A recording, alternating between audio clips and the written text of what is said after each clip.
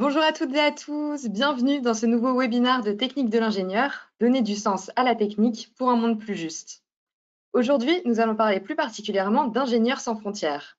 Comment fonctionne l'association, quelles sont ses missions et quelles sont les méthodes pour agir dès l'école et œuvrer pour un monde plus juste.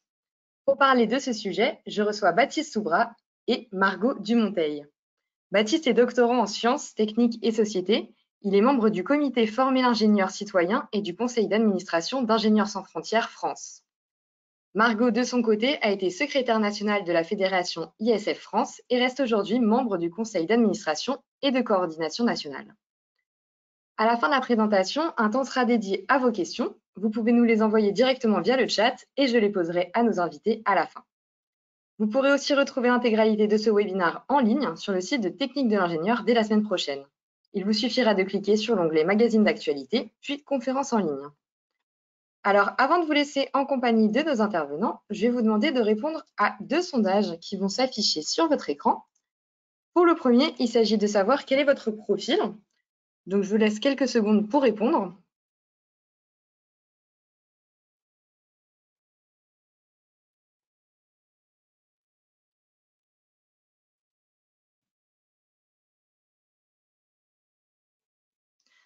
Voilà, presque tout le monde a répondu.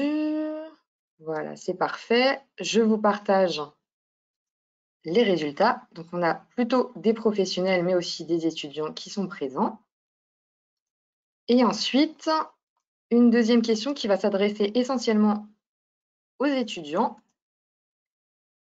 Est-ce que vous avez un groupe local ISF dans votre école?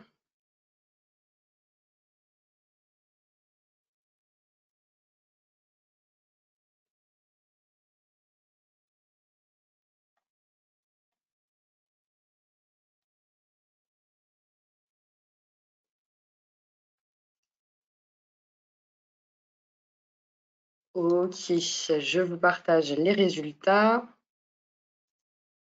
Donc, la plupart n'en ont pas la moindre idée. Et en tout cas, on n'a aucun oui. Voilà, Baptiste et Margot, je vous laisse la parole. D'accord, merci beaucoup. Bonjour à toutes et à tous et merci à Technique de l'ingénieur pour l'invitation à ce webinaire. Je vais passer les slides. Du coup, Baptiste Soubra, donc je suis membre du comité Formic, Former l'ingénieur citoyen, un comité d'ingénieurs sans frontières France. Avec Margot, on est là pour à la fois vous parler d'ISF au niveau national, de nos actions, de notre mode d'organisation dans un peu toute sa largeur et plus particulièrement du programme Former l'ingénieur citoyen, donc programme dont on va approfondir dans une deuxième partie de la présentation. On va commencer là par voilà, juste présenter un ISF et l'ensemble de nos activités.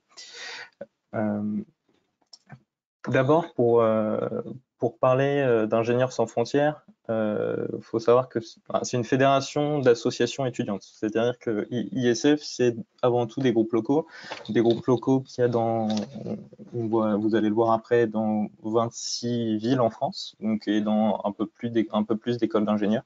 Et donc, avant tout, c'est des groupes d'étudiants qui se rassemblent et qui réfléchissent ensemble sur des thématiques et portent des actions qu'ils souhaitent. Et ensuite, il y a cette dynamique de rassemblement, de fédération dont Margot va vous parler ensuite. Dans les spectres des actions qui sont menées par les étudiants dans les écoles, on peut distinguer un peu deux grandes familles. D'abord des projets internationaux, des projets de collaboration internationale qui sont menés qui étaient un peu historiquement le mode d'action d'ISF, qui a été une association fondée en 1982, donc qui a bientôt 40 ans l'année prochaine, et aussi des actions de sensibilisation. Donc là, je vous ai mis un exemple du groupe d'ISF à l'Est qui est très actif sur de la sensibilisation en ligne, mais il y a aussi des actions de sensibilisation dans les écoles, d'organisations thématiques. Donc justement, pour élargir un peu des exemples d'actions, ce qu'on appelle d'éducation au développement, d'éducation à la citoyenneté, à la solidarité internationale, qui sont en fait des actions pour discuter de ces thématiques-là, faire échanger les gens, faire que ce soit des étudiants ou toutes les personnes impliquées dans la vie des écoles d'ingénieurs. Donc, pareil, là, je vous ai mis, ce sont que des exemples d'actions de groupes locaux, mais typiquement, on est tous passés en école d'ingénieur, on est, ou dans des écoles où il y a des campagnes associatives, des campagnes BDE, des campagnes BDS. Il y a 2 groupes locaux, notamment Nantes et Grenoble, qui ont fait le constat que ces campagnes étaient un peu le théâtre de gâchis, de consommation énergétique un peu non mesurée pendant une semaine, etc. Et donc, ils ont construit des outils pour sensibiliser les étudiants à faire attention dans ces campagnes associatives à comment consommer, à qu'est-ce qu'ils commandaient en termes d'impression d'affiches, de goodies à faire imprimer, des choses comme ça, et qui invitaient les listes candidates aux campagnes associatives, notamment BDE, BDS, à faire des bilans carbone de leurs actions pendant cette semaine. Donc, ce qui répond à un double objectif, à la fois de réduire les impacts concrets de ces semaines associatives, de ces actions associatives, mais aussi de sensibiliser plus largement sur des problématiques de consommation, de mode de vie, etc. On participe, beaucoup de groupes locaux participent à des campagnes qu'on appelle campagnes nationales, qui sont un peu relayées aussi, on vous en parlera après, par la coordination nationale d'ISF. Donc, typiquement, ces campagnes nationales, c'est la semaine du développement durable qui a lieu tous les ans, le festival Science en Bobine ou encore le festival alimentaire, qui sont des festivals de films pour le premier remettre les questions scientifiques, le premier porté par l'association Science Citoyenne, qui est pour remettre la science l'ouvrir à toutes et à tous et débattre autour de sujets scientifiques. Donc tous les ans, il y a tout un panel de films et les étudiants projettent ceux de leur choix et organisent des débats autour de ces films. De même, le festival alimentaire, dans une dynamique un peu similaire de débat autour des thématiques de l'alimentation, de la souveraineté alimentaire, etc., etc. Chaque groupe local un peu a ses possibilités de participer à ces événements nationaux qui sont comme aussi la quinzaine du commerce équitable, qui s'organise dans les écoles d'ingénieurs, mais pas que, qui touche aussi les facultés, qui touche aussi d'autres associations. Et du coup, voilà, les groupes locaux s'incluent dans des dynamiques de solidarité, d'action qui sont plus larges que les écoles d'ingénieurs. Après, certains groupes locaux font des sensibilisations thématiques qui ne sont pas forcément portées par d'autres associations. Du coup, il y a un travail d'enquête, de recherche et de communication autour de ces sensibilisations, autour de ces thématiques, en organisant des ateliers, en créant du contenu. Je vous ai montré le groupe d'ISF à l'Est qui fait de la sensibilisation sur les problématiques d'extractivisme, donc ISF Alès qui est implanté à l'école des mines d'Alès, d'où ce sujet, mais qui va aussi vous faire de la sensibilisation sur le sexisme en école d'ingénieur, sur les formations, etc. etc. Les groupes locaux questionnent les problématiques techniques, mais pas que. Et ensuite, voilà, d'autres groupes locaux vont aussi, dans la même démarche, s'inscrire dans d'autres dynamiques associatives plus larges, typiquement les marches pour le climat, organiser des clean walks sur les campus, etc. etc. Dans la deuxième grosse famille d'actions des groupes locaux, il y a des collaborations internationales. Je vous ai mis 3 exemples là, donc 2 qui sont terminés et une qui est en cours. Donc le premier, c'est le projet Déméter, qui était la réalisation d'un documentaire sur l'extractivisme des métaux liés à la transition énergétique. Donc, ces 2 étudiants de l'école de l'ENC Cube à Grenoble qui ont fait pendant une césure qui ont été au Brésil, qui ont été en Australie et dans d'autres pays en Europe de l'Est et qui ont interviewé des acteurs aussi sur des acteurs académiques, des acteurs industriels, et la société civile sur les questions d'impacts sociaux et environnementaux des industries minières liées à la transition énergétique, donc sur aussi bien les terres rares que des métaux plus classiques, que du cuivre, etc. Un peu partout, et qui sont en train de réaliser un documentaire qui est bientôt fini de monter et qui sera diffusé d'abord dans des cinémas, et il l'espère plus largement après. Un deuxième exemple de projet qui a été porté par un groupe local d'ISF, c'est le projet Colombe-Baline, qui avait pour but de comprendre ce que c'est la souveraineté alimentaire, ces problématiques-là en Colombie particulièrement. Donc, et ensuite d'être en mesure de sensibiliser sur ces sujets-là, de faire des retours d'expérience, ils ont créé un jeu de société pour pouvoir sensibiliser sur ces questions-là. Savoir que cette notion de retour, de sensibilisation est très présente à ISF, dans le sens où on porte beaucoup la vision comme quoi c'est un projet international. Si c'est juste partir un mois dans un pays, faire son étude, installer des panneaux solaires, etc., etc., etc., c'est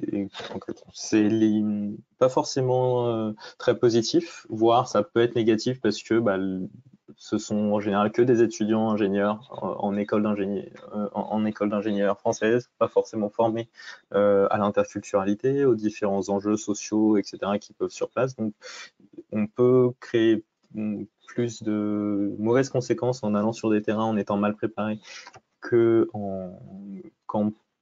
juste en étant là et en se mettant dans une situation d'échange entre pairs, de considérer les gens rencontrés sur le terrain d'un point de vue d'égal à égal, si je puis dire, et plutôt de se mettre dans une dynamique d'échange. Et ensuite de pouvoir sensibiliser en France sur des enjeux qui sont partagés par des populations en Afrique, en Europe de l'Est ou en Asie, en Amérique du Nord, un peu partout, et des populations et des problématiques qu'on a en France.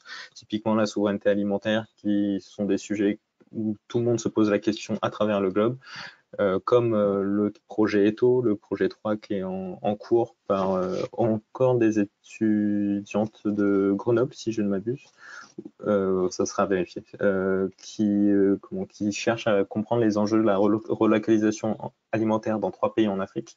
Et ça, c'est des enjeux qui sont très liés aussi à nos modes de consommation en Europe. Si je prends juste l'exemple du lait, par exemple, ou les problématiques du développement des filières agro-industrielles en Europe faisaient que le lait en poudre vendu par certains gros groupes industriels était vendu moins cher, était vendu en Afrique moins cher que le lait produit par des agriculteurs, des éleveurs locaux.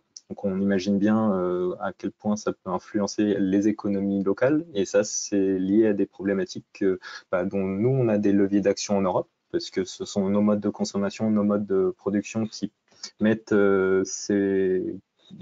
créent ces conséquences-là, et d'où l'importance en retour de projet de faire de la sensibilisation et d'agir comme on le peut en France. Et on est chez ISF très dans cette vision donc on a une association qui vient de la solidarité internationale, qui a élargi son champ d'action, et mais aujourd'hui on se dit vraiment que il y a beaucoup qu'on peut faire pour la solidarité internationale en étant en France, en agissant sur nos modes de vie, sur nos modes de consommation, sur nos modes de production.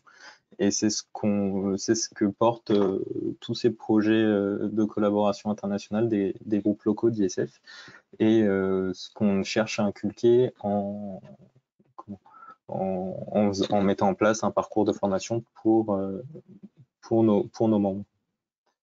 Je te laisse enchaîner, Margot, sur l'échelle de la fédération et ce que c'est ISF au niveau national.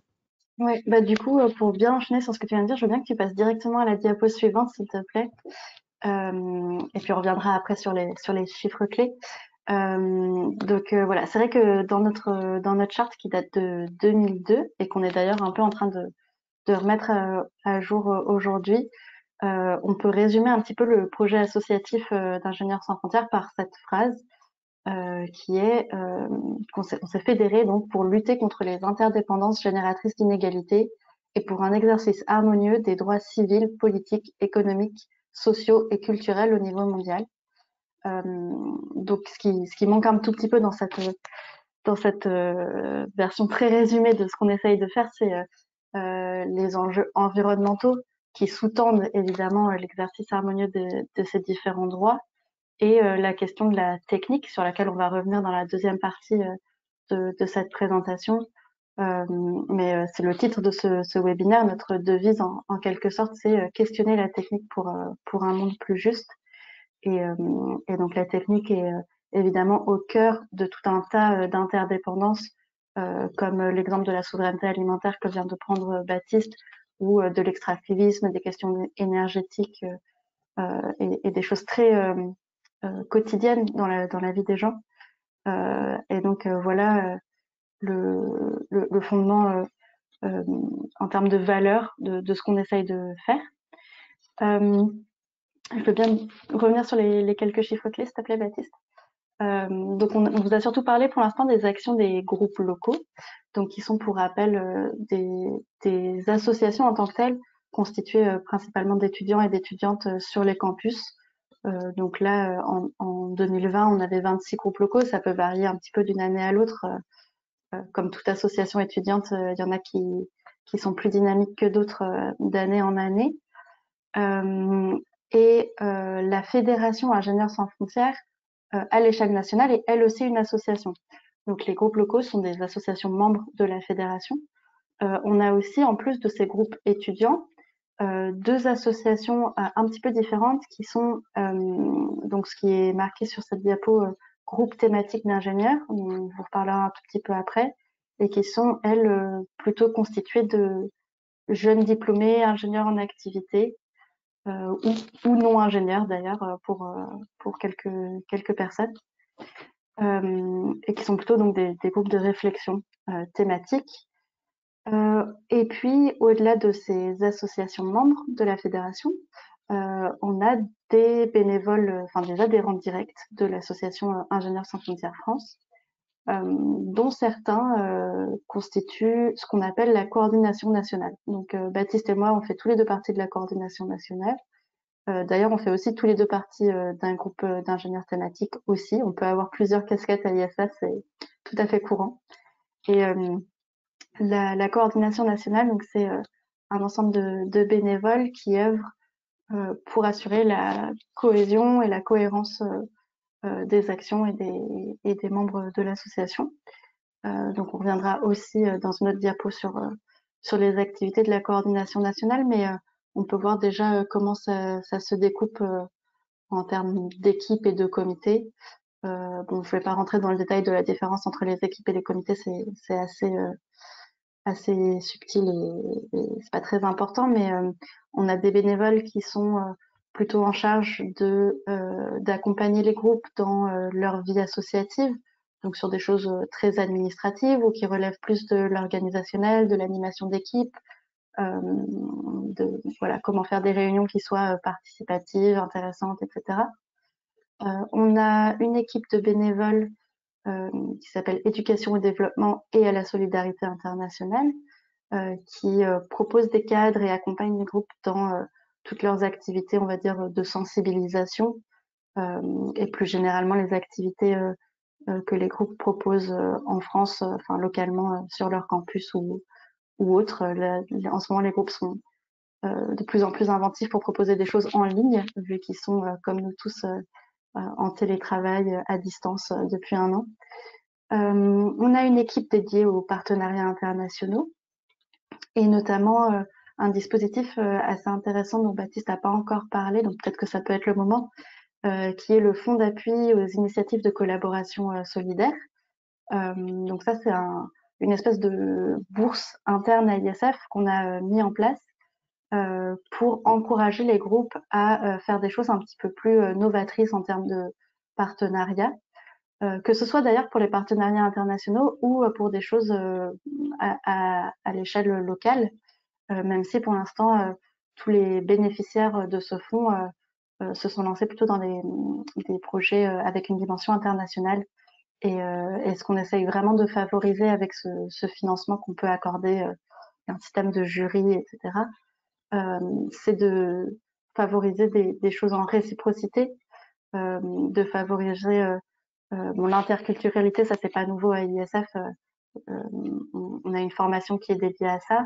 Mais voilà, des choses de moins en moins descendantes, de plus en plus dans la réciprocité et dans la réflexion et l'étude plutôt que dans la mise en œuvre technique.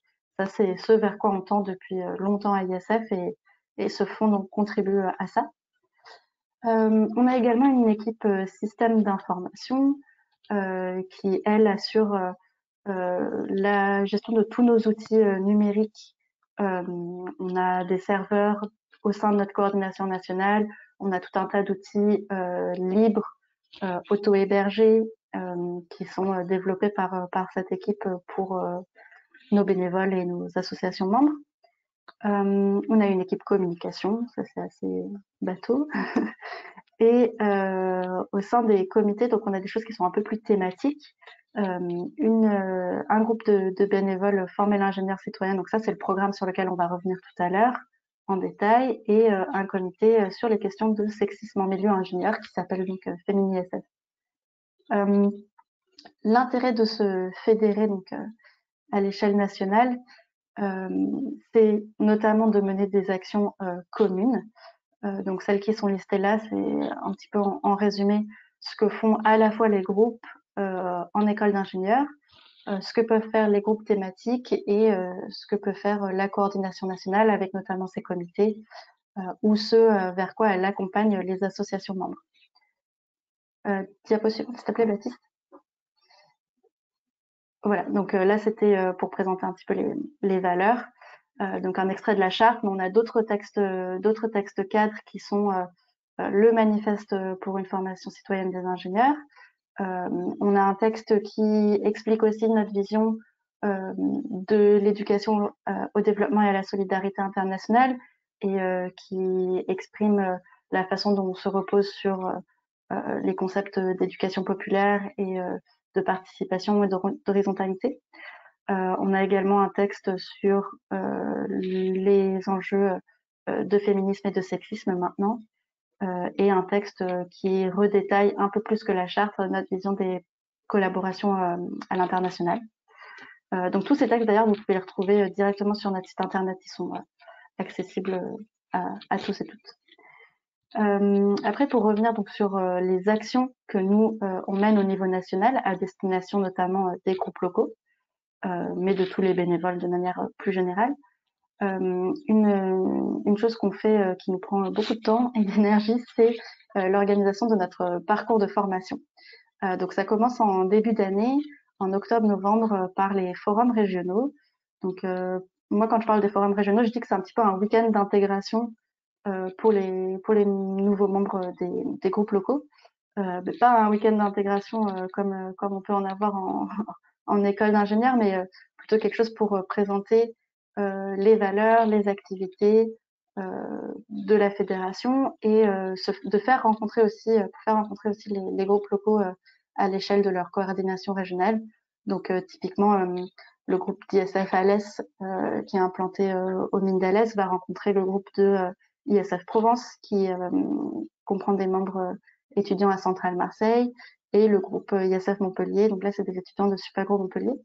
Donc ça permet de se rencontrer des gens qui font des formations différentes, rencontrer des gens qui ont des projets ISF différents et de se mettre un petit peu en route en tant que première année sur pourquoi on a envie d'adhérer à une association d'éducation populaire, de solidarité internationale et qu'est-ce qu'on a envie de faire finalement dans ce cadre associatif.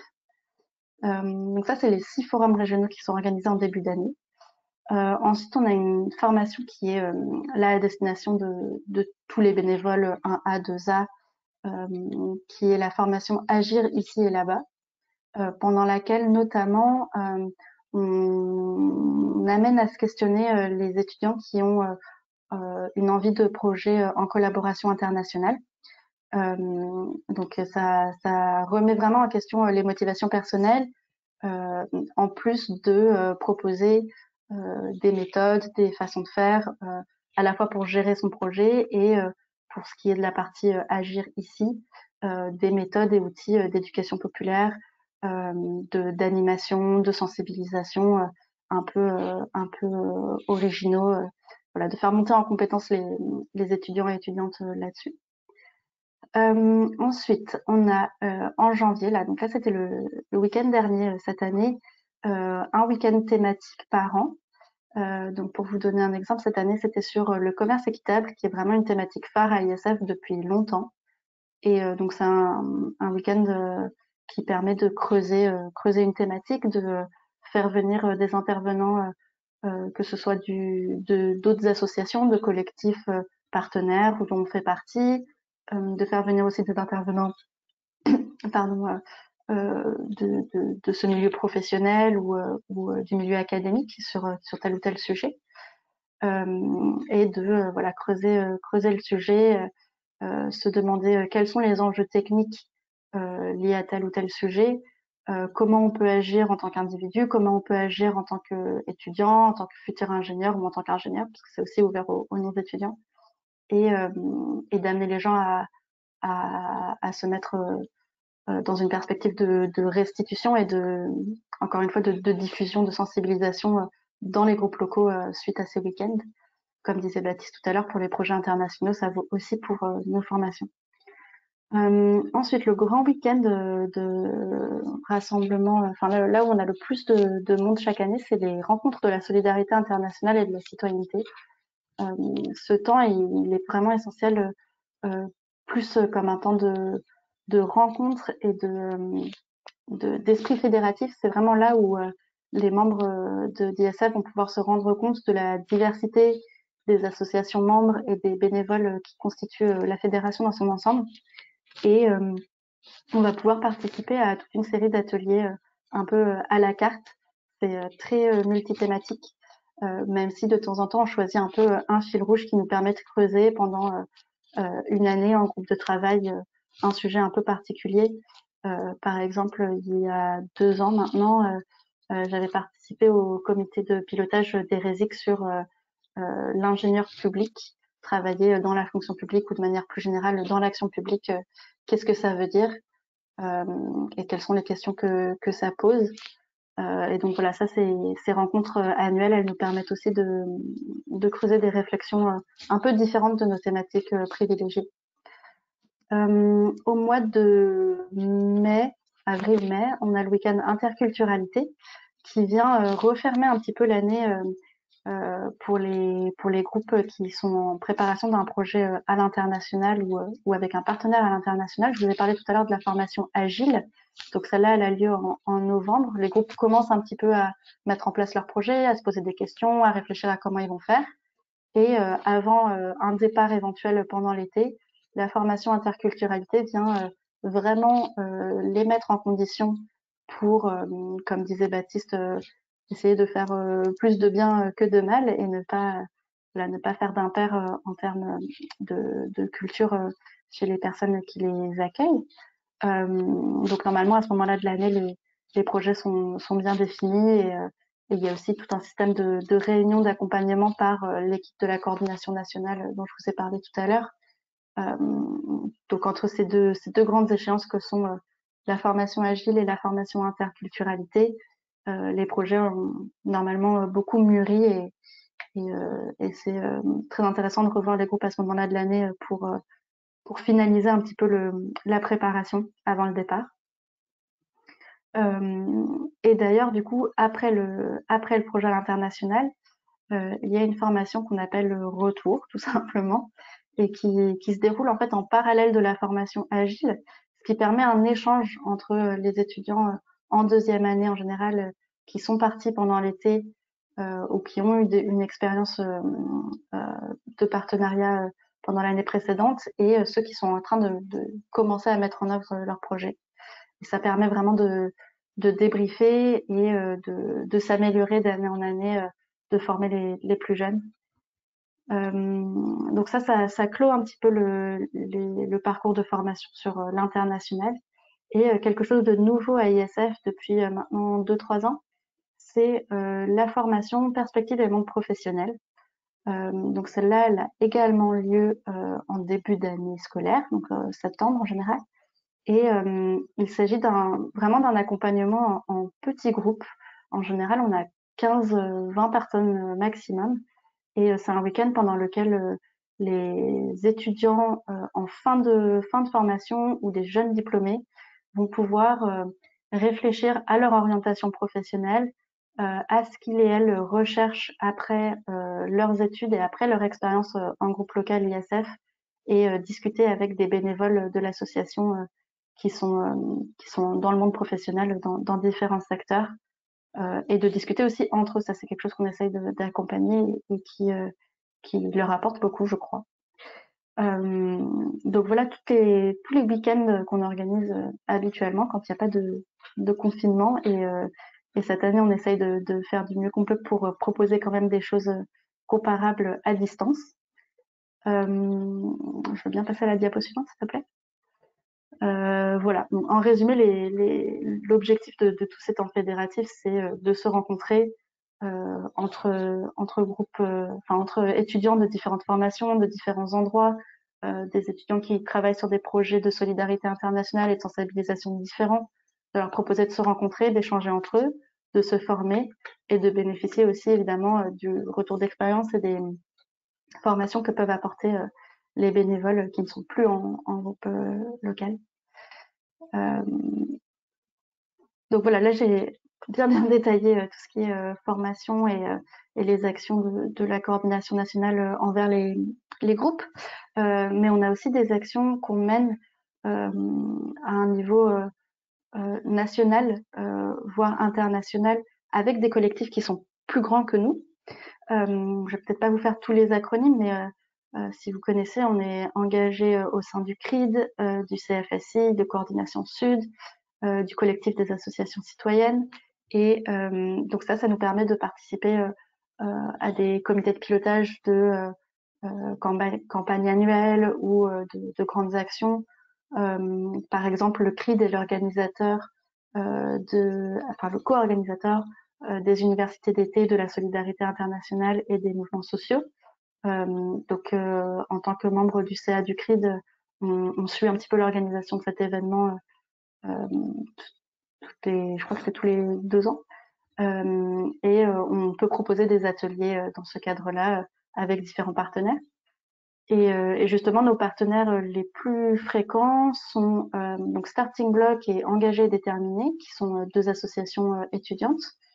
Artisans du Monde, qui est une célèbre association de commerce équitable, et Sciences Citoyennes, avec qui on a comme point commun la question, la spécialisation thématique des sciences et des techniques, qui est quelque chose d'assez rare en fait dans le milieu associatif. On est assez peu nombreux à se questionner là-dessus. Et donc avec Sciences Citoyennes, on a l'occasion souvent de travailler ensemble avec le festival Sciences en Bobine par exemple, ou d'autres choses. Diapo suivante. Donc je vous ai dit rapidement tout à l'heure qu'en plus des groupes locaux, on avait des groupes thématiques, donc un sur l'agriculture et la souveraineté alimentaire et un sur les questions énergie et climat qui s'appelle donc RISET, résilience, sobriété énergétique et transition. Donc je sais pas, peut-être si vous avez des questions là-dessus, on pourra revenir dessus plus tard, mais voilà, c'est des groupes d'échange entre jeunes ou moins jeunes d'ailleurs, professionnels de ces secteurs techniques. Donc voilà. Donc la coordination nationale, comme je vous disais, donc c'est entre 40 et 60 bénévoles selon les années, et c'est elle qui donc met en place notamment les week-ends de formation, les week-ends fédératifs, mais qui de manière générale est là pour appuyer les groupes locaux et les groupes thématiques d'ailleurs dans leurs activités, de mettre en place des actions communes, de proposer des cadres d'action comme le festival Sciences Bobine, la semaine étudiante du développement durable, ça c'est des choses qu'on a déjà parlé tout à l'heure, de suivre les partenariats et les actions avec les collectifs, et puis de manière générale de faire vivre la fédération. Voilà, du coup je laisse la parole à Baptiste pour parler un tout petit peu du contexte dans lequel s'inscrit le programme Former l'ingénieur citoyen, sur lequel je reviendrai à la fin. Merci Margot. Oui, du coup, pour moi, Margot a bien introduit en parlant de sciences citoyennes et un peu d'associations qui se positionnaient sur ces réflexions vraiment de la place de la technique dans la société. C'est AISF, une réflexion qui est là depuis bientôt 10-15 ans, qui vient aussi de notre réflexion sur le rôle une réflexion qui est partie de nos actions de solidarité internationale, d'éducation et développement, et qui était le constat de la technique fait débat, les technologies font débat un peu partout, nos modes de vie ici ont des conséquences là-bas, et petit à petit, on s'est appuyé sur des travaux, notamment sur des travaux d'une thèse d'Antoine Derouet, une thèse d'histoire sur les formations d'ingénieurs, et après sur des travaux d'autres personnes en éthique des sciences, en sciences de l'éducation, etc., sur les questions de formation des ingénieurs, et sur ces questions de débat, et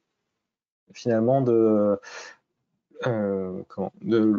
modèle techniciste, le métier d'ingénieur tel que dans lequel le modèle techniciste dans lequel est introduit le milieu d'ingénieur aujourd'hui est une des causes de conséquences à l'international, de conséquences sur l'environnement, de conséquences sociales.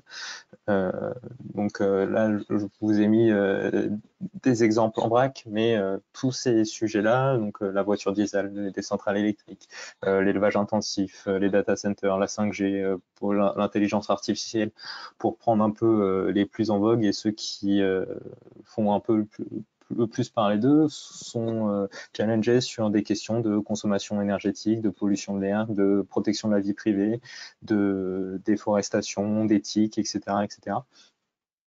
Et tous ces sujets-là sont des sujets sur lesquels se positionnent d'autres acteurs que les ingénieurs. Et nous, on a fait le constat il y a quelques années, quand on regardait les formations, c'était que les ingénieurs n'étaient pas ou peu formés au fait d'interagir avec ces personnes-là. Ils étaient un peu dans une position de entre guillemets, sachant, si je reprends des termes de sociologie. Et nous, ça nous a questionné. Et ça nous a été questionné, et c'est pour ça qu'on a mis le nez dans différentes thèses sur des sujets, alors que c'est pas forcément nos cadres de travail de manière générale. Nous, la plupart des bénévoles d'ingénieurs sans frontières ont des cursus ingénieurs, même si on n'est pas tous étudiants. Et notamment sur, vous avez dit ingénieur, nous on a constaté que le rôle de l'ingénieur et la construction sociale de l'ingénieur avait un peu changé depuis un peu la création du titre au XVIe siècle. Et au début, l'ingénieur, c'était un constructeur d'engins, de machines, et petit à petit, ça a évolué vers l'expert technique, la personne à qui on pose un problème et qui doit trouver une solution. Donc, par nature, l'ingénieur, c'est un peu cette interface entre la technique et la société. Par nature, il a un peu pour rôle de transformer de la matière en machine, et du coup, si on prend ces problématiques-là, il est vraiment toutes les problématiques de création de déchets, d'extraction de ressources, de consommation d'énergie. N'importe quel ingénieur, quel que soit le domaine, va se poser ces questions-là, lui, d'un point de vue un peu technique. même s'il n'est pas décideur sur les projets qu'on lui demande, un ingénieur, il va avoir ce rôle de, voilà, ce que je disais, de trouver des solutions à des problèmes. Donc, on remercie beaucoup les ingénieurs pour beaucoup de problématiques d'inventions qui nous ont beaucoup simplifié la vie, etc. Mais de temps en temps, enfin, là, je pense, on en arrive à des stades où certaines inventions, on se demande, on en cherche encore l'utilité. Si je prends un exemple, l'exemple simple des écouteurs sans fil ou d'un frigo connecté ou d'une montre connectée. Ou, si on prend le spectre de réflexion du besoin, ça pose vraiment question.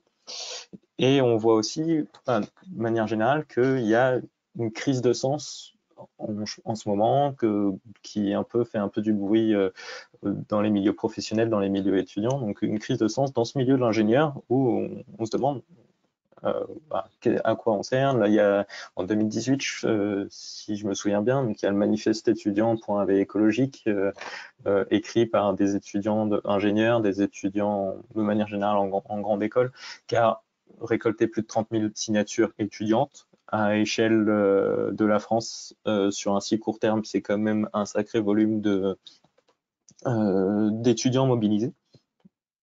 Si les derniers chiffres que j'ai en tête, pour moi, il y a en gros 20 000 étudiants ingénieurs en France chaque année, si on prend un peu toutes les promotions réunies.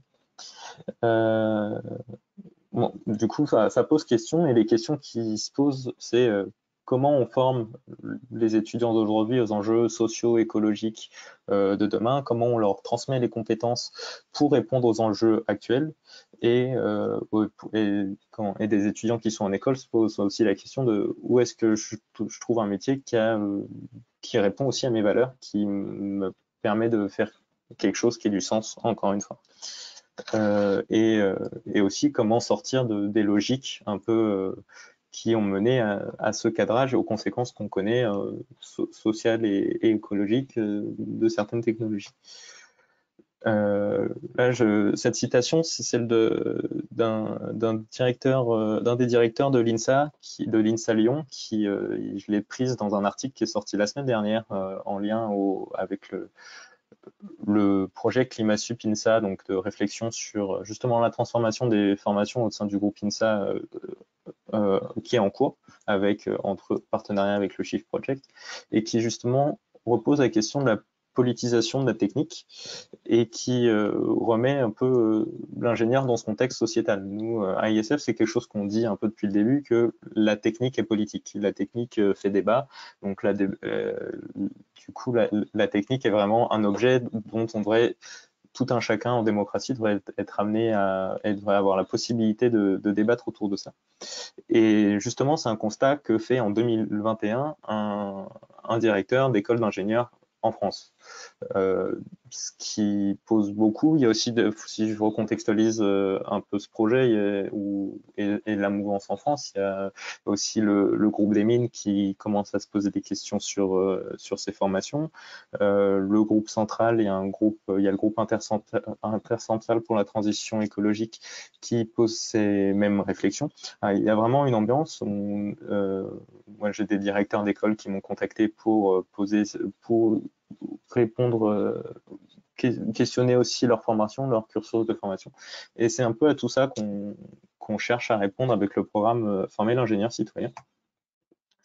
De manière générale, ce qu'on porte avec ISF sur ces questions-là, et qu'on a retranscrit dans un texte qu'on a appelé le manifeste pour une formation citoyenne des ingénieurs, ou manifeste formique, c'est un peu que permettre à l'ingénieur devrait avoir, et l'étudiant ingénieur avant ça devrait avoir la possibilité de prendre du recul sur son rôle dans la société, sur sa posture, sur à quoi il doit répondre, quelles sont ses fonctions, et aussi prendre conscience des autres acteurs qui peuvent se positionner sur ces thématiques-là, et de comment interagir avec le sortir du je suis l'expert technique, c'est moi qui sais, je vais vous former, Et après, vous allez être d'accord avec moi, je caricature volontairement, mais un peu voir aussi comprendre qu'il y a d'autres postures, qu'il y a potentiellement d'autres expertises qui sont des expertises d'usage, qui sont des expertises créées par la société civile. Donc ça, c'est une première chose, cette prise de recul. Il y a aussi l'intégration dans les cursus ingénieurs des enjeux socio-environnementaux liés à la technique.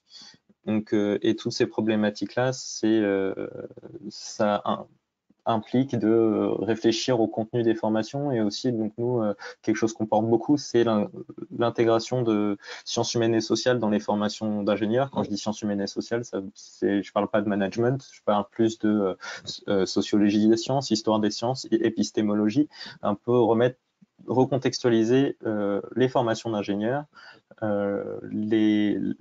l'ingénierie de manière générale dans tout un contexte à la fois historique, à la fois social, pour voilà, c'est rien de nouveau, hein. Vous avez des contenus qui existent, mais des contenus qui ne sont pas transmis aux étudiants ingénieurs.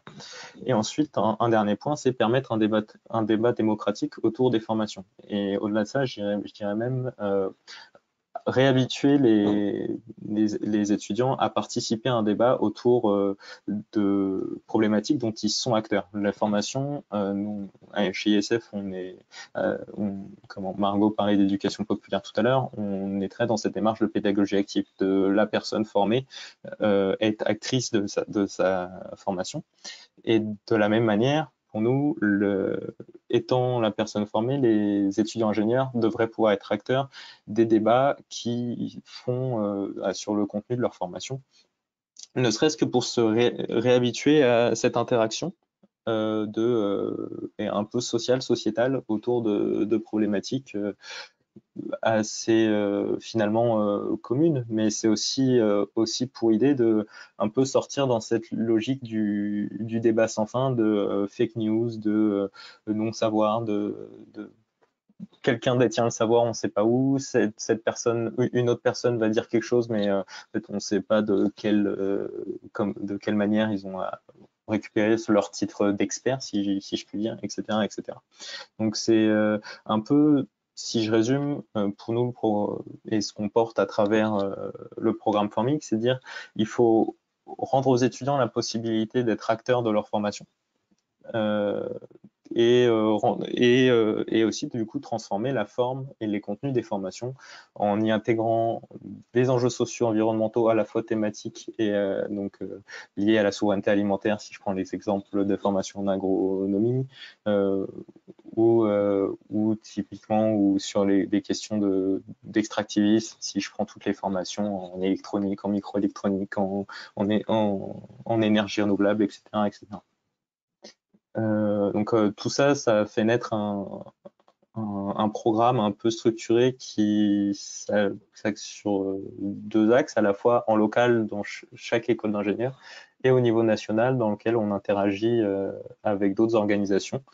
Et du coup, je vais laisser Margot enchaîner sur la suite. Oui, merci. Donc effectivement, voilà ce qu'on constate et voilà ce qu'on défend.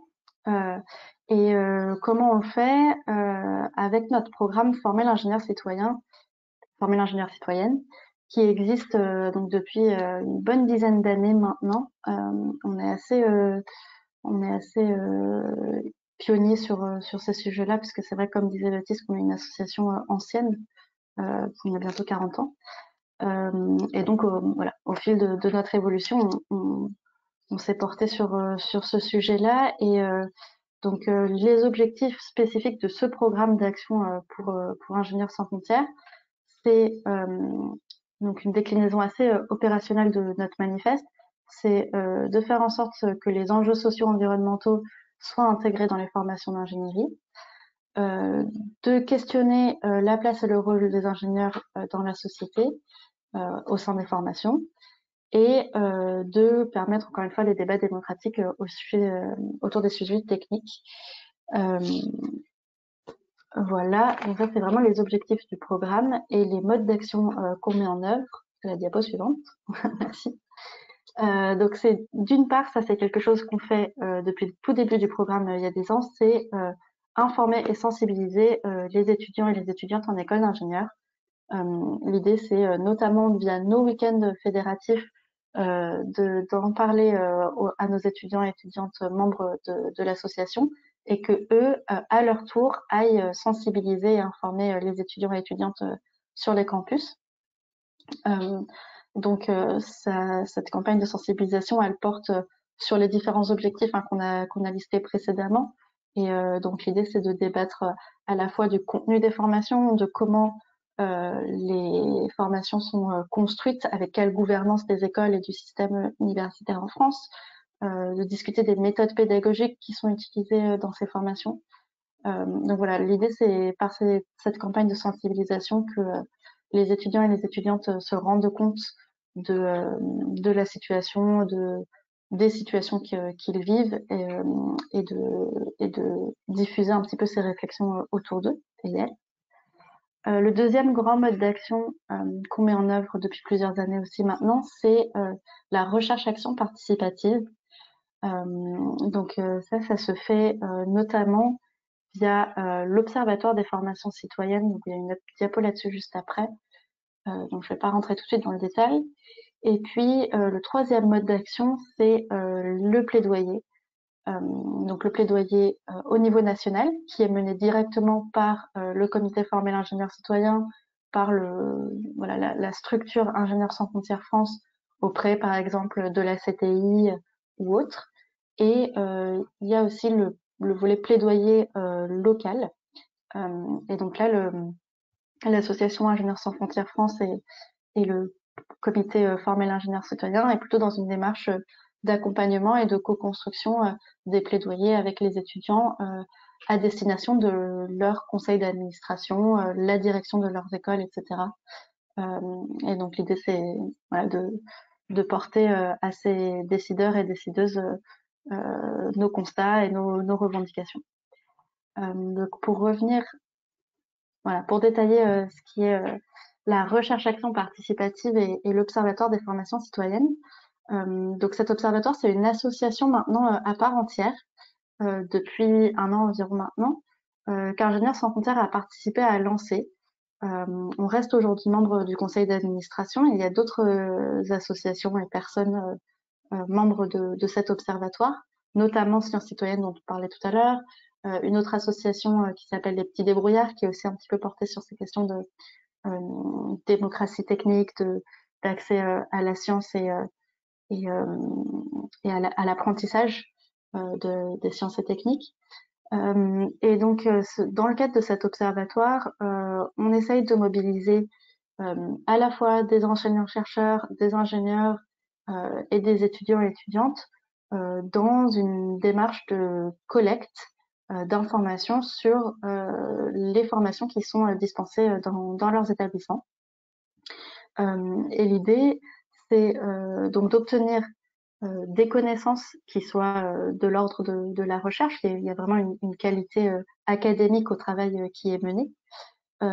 Et dans le même temps, de transformer les formations vers quelque chose qui intègre mieux les enjeux sociaux et environnementaux. Donc voilà pourquoi on parle de recherche-action. C'est vraiment de mener les deux objectifs en même temps, de construction de connaissances et de transformation. Donc là, je m'adresse un petit peu plus aux étudiants et étudiantes qui suivent peut-être ce webinaire. Donc, par où commencer dans son école pour mettre en place des actions sur la transformation de sa formation. Donc, avec Ingénieurs sans frontières, on peut vous proposer des outils encore une fois d'éducation populaire pour se questionner, débattre, interpeller les autres étudiants et étudiantes sur le fonctionnement de sa formation. On peut vous accompagner à échanger avec les équipes pédagogiques, la direction, les enseignants-chercheurs. Quelque chose qu'on essaye de mettre en avant notamment, c'est que les personnes qui dispensent les formations dans les écoles d'ingénieurs, souvent elles ont une activité de recherche à côté et que du coup questionner la façon dont est décidée la recherche, la façon dont est financée la recherche à l'échelle française, à l'échelle européenne, ça a aussi une incidence sur les formations. Et donc, c'est quelque chose qu'on encourage à faire. Et donc, la dernière chose que on invite les étudiants et tout le monde à faire, c'est de diffuser cette thématique et voire s'investir dans les organes de gouvernance de l'association et de l'Observatoire des formations citoyennes. Merci. Donc, au niveau national, les membres du comité formé l'ingénieur citoyen, ils sont là pour, encore une fois, accompagner les étudiants dans leur démarche et aussi pour faire le plaidoyer au niveau national et collaborer avec tout un tas d'autres acteurs que Baptiste a commencé à citer tout à l'heure, qu'on a vu arriver un peu dans notre écosystème au fil des années et avec lesquels on partage beaucoup de choses en termes de revendications et de modes d'action. Donc, on est ravis d'avoir toutes ces collaborations aujourd'hui. Voilà. Il reste assez peu de temps, désolé, on a été plus bavard que prévu, mais si vous avez des questions, des choses sur lesquelles vous voulez revenir, on répondra avec plaisir. Merci. Alors, merci à vous deux. Oui, on a quelques questions. Alors, première question, que pensez-vous de l'introduction des humanités dans le cursus ingénieur? Comment? Je peux tenter une réponse. Le terme humanité est très large donc après ça dépend sur lesquelles et quelles questions. Je pense un point sur lequel on est et on discute beaucoup avec d'autres organisations comme le Shift Project qui a mené le projet ClimatSup INSA avec l'INSAL de Lyon notamment et d'autres, c'est de réfléchir un peu en termes de besoins pour répondre aux enjeux sociaux et socio-environnementaux actuels, socio-écologiques actuels. C'est un peu se dire comment on prend le constat un peu il y a une urgence, même si pour ISF, on est en termes de les conséquences des modèles actuels sont pas nouvelles. Quand on voit les questions d'inégalité, les inégalités sont pas nouvelles, mais du coup, pourquoi pas profiter du contexte actuel pour pousser d'urgence climatique, notamment pour pousser la transformation des formations, c'est comme le font très bien le Shift Project. Et du coup, on s'inclut dans une réflexion sur quelles compétences, quelles connaissances et quel savoir-être ont besoin les ingénieurs pour être en mesure de répondre aux enjeux actuels. Intégrer les humanités aux formations, ça font partie de ces réflexions-là, réflexion sur qu'est-ce que la technique, quel est le rôle un peu social de l'ingénieur, quelles sont les épistémologies qui existent, les différentes épistémologies qui peuvent exister, dans lesquelles s'inscrivent un peu les modes de pensée globaux des formations existantes, etc. Donc, de manière générale, on est dans une logique de plus on permet plus on permet aux étudiants ingénieurs et aux ingénieurs de prendre du recul sur sa formation, sur son rôle dans la société, etc. Mieux on se porte. Pour nous, c'est vraiment un objectif. Et du coup, après, à chaque école, en fonction de sa philosophie, de sa culture d'enseignement, de trouver les disciplines, les humanités qu'elles souhaitent intégrer dans leur formation. Donc nous, on n'est pas dans un côté dogmatique de il faut intégrer ça, ça et ça, plus de dire il y a des objectifs en termes de connaissances, de compétences, des choses que n'ont pas aujourd'hui les ingénieurs. On définit ça et après on est prêt à échanger avec les différentes structures pédagogiques pour voir qu'est-ce qui va au mieux dans les formations. Alors ensuite, question suivante. Les nouvelles générations d'étudiants et étudiantes vous semblent-elles plus ouvertes à ces problématiques?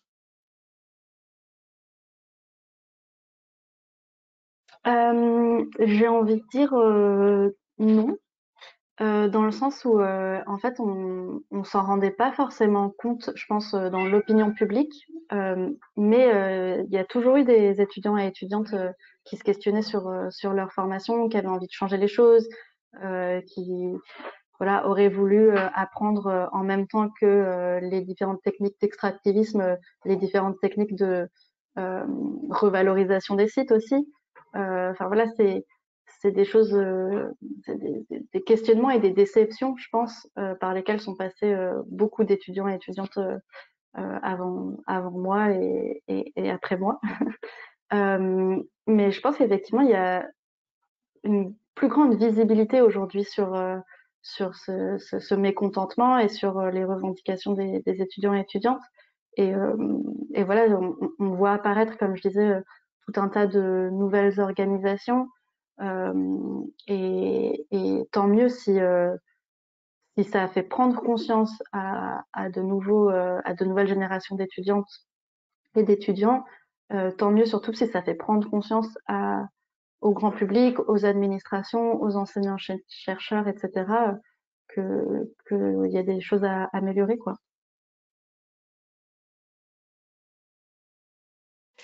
Alors ensuite, pensez-vous que plus de femmes dans l'ingénierie pourraient permettre de changer les mentalités à ces sujets?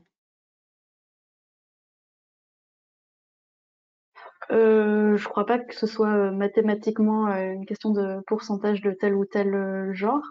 Après, si on veut parler de questions de genre et de féminisme, effectivement, comme je disais très rapidement tout à l'heure, on a depuis 4-5 ans maintenant un groupe de bénévoles qui se questionnent sur ces enjeux-là.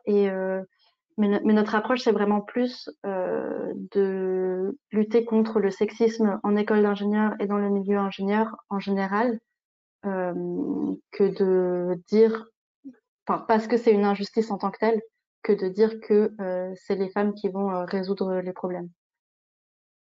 Oui. Et je rajouterais, la question me fait penser à quelques problématiques qu'on voit apparaître en écoféminisme, etc. Ce qui est lié aussi avec les questions d'interculturalité dont nous, on est plus au fait de fait de notre expérience en solidarité internationale, c'est que c'est ces questions il faut sortir des rapports de domination. Et les réflexions féministes, les recherches sur le féminisme, etc., ont cet avantage d'avoir posé ces questions-là de manière frontale et d'y avoir apporté des réponses.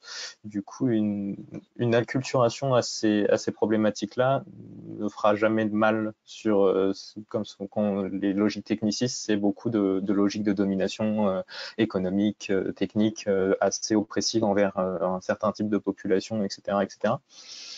Donc, est-ce que c'est en termes de nombre de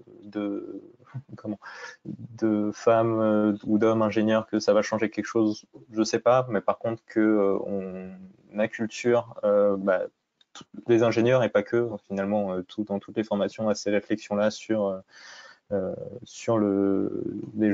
les logiques de domination, etc., qui sont à l'œuvre et qu'il faut déconstruire, ça ne peut pas faire de mal.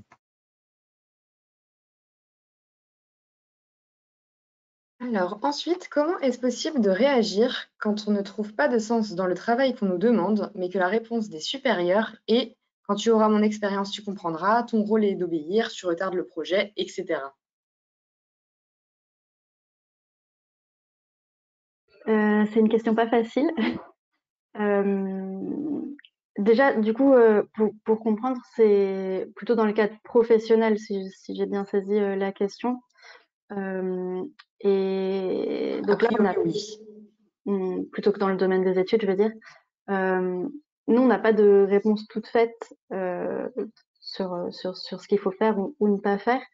Donc, ça me permet de revenir sur les groupes thématiques d'ingénieurs, sur lesquels je suis passée assez rapidement tout à l'heure.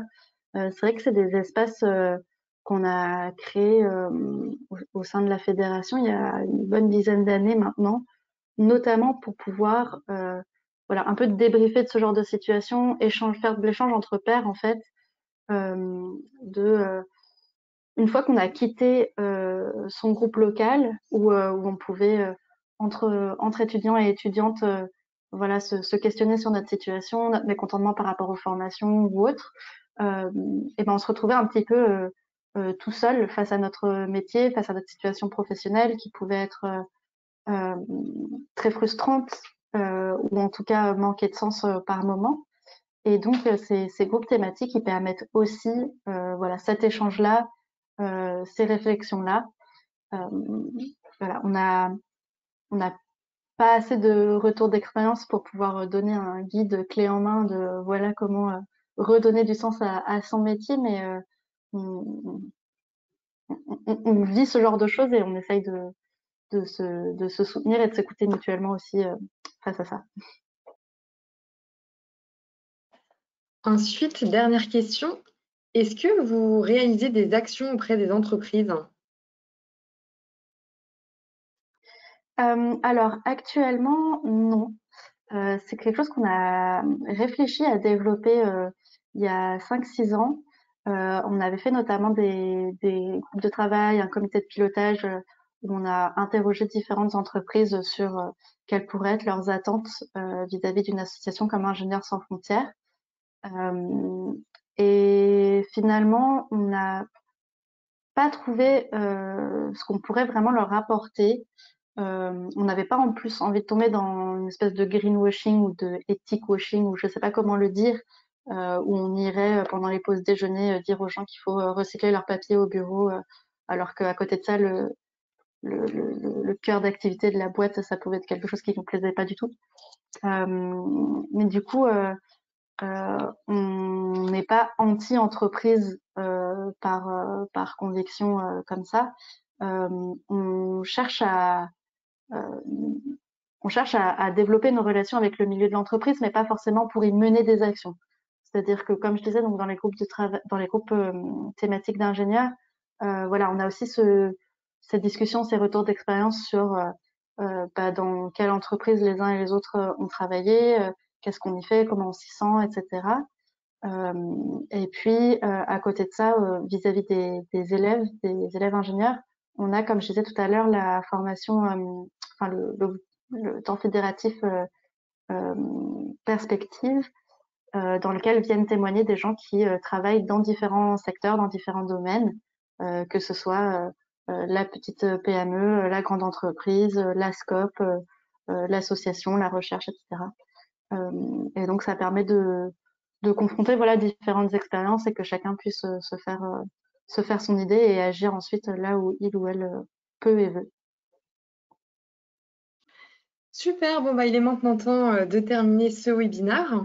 Merci beaucoup Margot et Baptiste pour votre présentation. Et, Merci, merci à vous. et merci à toutes et à tous d'avoir écouté. Alors si vous êtes intéressés par ces thématiques, j'en profite pour vous parler de Cogitons Science. C'est le podcast de technique d'ingénieur dont le premier épisode va sortir ce lundi. J'ai interrogé deux invités et on parle justement d'éthique et d'innovation. Il y a des questionnements qui ont été posés au cours de ce webinaire qui trouvent une certaine résonance, donc je vous le conseille si vous êtes intéressé par ces sujets. Pour revenir au webinaire, je vous rappelle que vous retrouverez en ligne le replay dès la semaine prochaine sur le site de Technique de l'ingénieur, dans l'onglet magazine d'actualité. N'hésitez pas non plus à consulter le programme de notre semaine de webinaire qui se poursuit encore demain. Vous aurez à 10h30 Ingénieur oser le doctorat et enfin à 15h de la biomimétique au biomimétisme, un levier pour l'innovation responsable. Rendez-vous directement sur le site de Technique de l'ingénieur pour vous inscrire. Je vous souhaite à tous une très belle fin de journée. Au revoir et à bientôt.